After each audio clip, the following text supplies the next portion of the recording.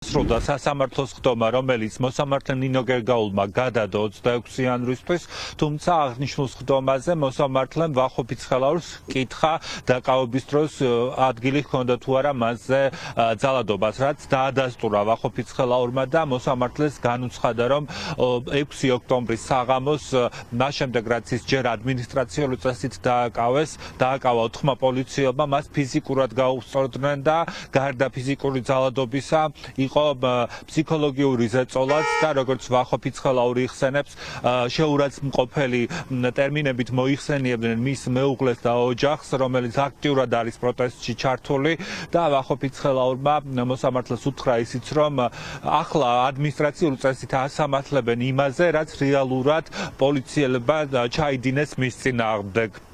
Idades შემდეგ იბატონო ასეულს ამტკიცებულებებით იზოლატორებში შემყვანს გაქცევდა. მე აქციებზე დავდივარ, თავისას გამიჯერებთან, მითხრეს, რომ ერთ ეგრე საქმე უბრალოდ ერთ ხალხი გავას ადმინისტრაციულ პრეზიდენტმა გავას. მე მგონია, რომ უბრალოდ მოუგებოდი ქვედით, ასევე ჩემი ურის მიმართაც იყო შეურაცხმყოფელი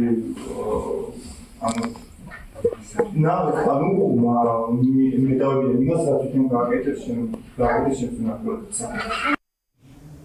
დღეს აღნიშნულ სასამართლოს ხდომაზე არ გამოცხადნენ ის პოლიციელები, რომლებმაც უშუალოდ დააკავეს ვახოფი ცხელაური და რომლებმაც ფიცხელაურის თქმით მასზე იძალადეს. დღეს სასამართლოს ხდომაზე იყო მხოლოდ ერთი მათგანი წარმოდგენილი, რომელმაც უბრალოდ ოქმი შეადგინა და მოსამართლემ მას შემდეგ რაც ხდომის გადადების გადაწყვეტილება მიიღო, ასევე განუცხადა ამ ერთ პოლიციელს, რომელიც ხდომაზე იყო წარმოდგენილი, რომ 26 იანვარს აუცილებლად უნდა გამოცხადდნენ უშუალოდ ის ადამიანები, რომლებმაც ვახოფი ცხელაური დააკავეს.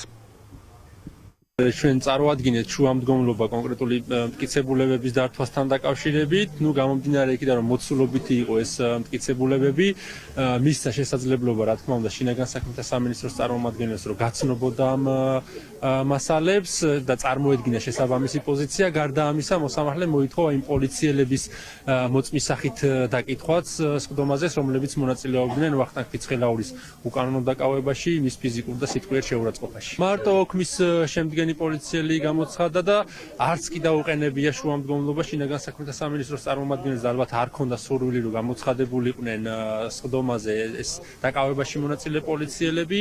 შესაბამისად, მოსამართლემ თვითონ მოითხოვა, რომ მომხდარიყო მათი დაკითხვა ხდომაზე. სწორი და სამართლიანი გადაწყვეტილების მისაღებად საჭირო არის, რომ სრულად იყოს წარმოდგენილი შინაგან საქმეთა სამინისტროს პოზიცია.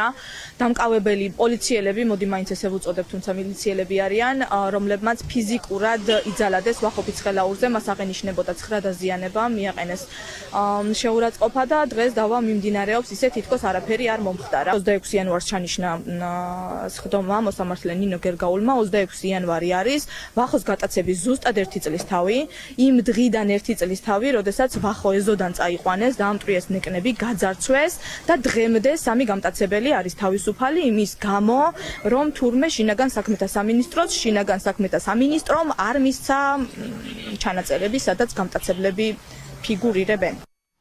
საინტერესოა გაბედავენ თუ არა მოსვლას და მოსამართლის წინაშე გამოკითხვას ის პოლიციელები, რომელმაც ვახოფი ცხელაური დააკავეს, ამას უკვე 26 იანვარს 12 საათზე გავიგებთ, როდესაც გაიმართება აღნიშნულ საქმეზე ხდომა.